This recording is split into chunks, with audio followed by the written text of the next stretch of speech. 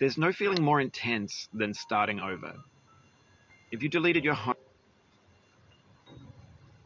homework the day before it was due, as I have, or if you left your wallet at home and you have to go back after spending an hour in the commute.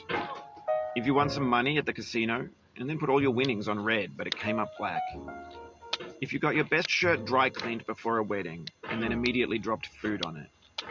If you won an argument with a friend and then later discovered that they just returned to their original view.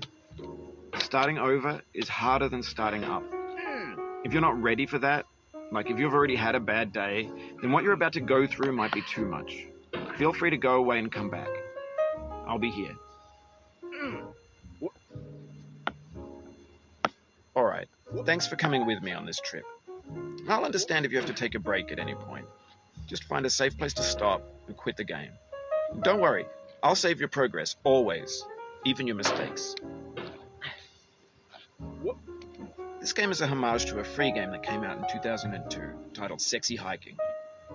The author of that game was Jazzuo, a mysterious Czech designer who was known at the time as the father of B games.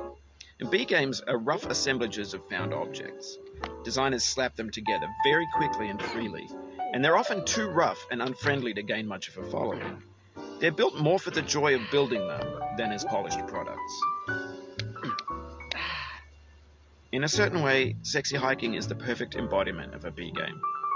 It's built almost entirely out of found and recycled parts, and it's one of the most unusual and unfriendly games of its time. In it, your task is simply to drag yourself up a mountain with a hammer. And that act of climbing, in the digital world or in real life, has certain essential properties that give the game its flavor. No amount of forward progress is guaranteed. Some cliffs are too sheer or too slippery, and the player is constantly, unremittingly in danger of falling and losing everything. Anyway, when you start Sexy Hiking, you're standing next to this dead tree that blocks the way to the entire rest of the game. It might take you an hour to get over that tree, and a lot of people never got past it. You prod and you poke at it, exploring the limits of your reach and your strength, trying to find a way up and over.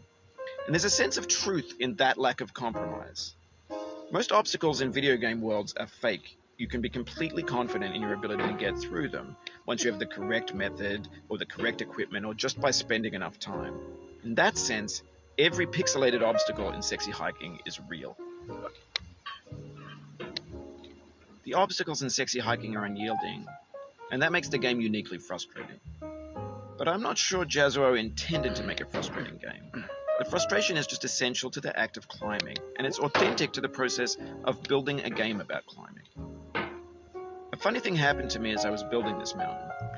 I'd have an idea for a new obstacle, and I'd build it, test it, and it would usually turn out to be unreasonably hard.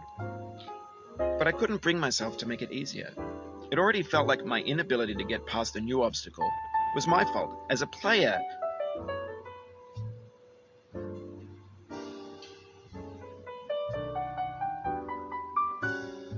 Rather than as a builder. Imaginary mountains build themselves from our efforts to climb them, and it's our repeated attempts to reach the summit that turns those mountains into something real. When you're building a video game world, you're building with ideas. And that can be like working with quickset cement. You mold your ideas into a certain shape that can be played with. And in the process of playing with them, they begin to harden and set until they're immutable, like rock. And at that point, you can't change the world. Not without breaking it into pieces and starting fresh with new ideas.